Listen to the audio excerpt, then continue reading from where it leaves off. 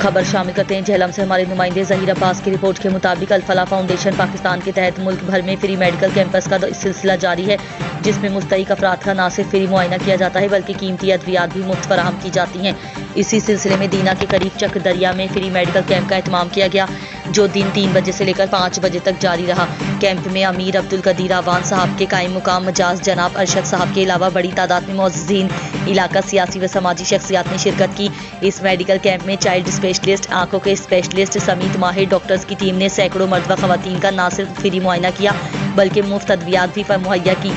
سماجی شخصیات کا کہنا ہے کہ شیخ سلسلہ عالیہ حضرت امیر عبدالقدیر اعوان صاحب کی نگرانی میں الفلاح فاؤنڈیشن عرصہ دراز سے ملک بھر میں اپنی خدمات سر انجام دے رہی ہے، جس سے مستحق افراد کی بڑی تعداد فائدہ اٹھا رہی ہے۔ کیمپ میں آنے والے افراد نے امیر عبدالقدیر اعوان اور الفلاح فاؤنڈیشن کو ڈھیروں دعائیں دیں اور امید کی کہ ایسے کیمپس کا سلسلہ جاری رہے گا۔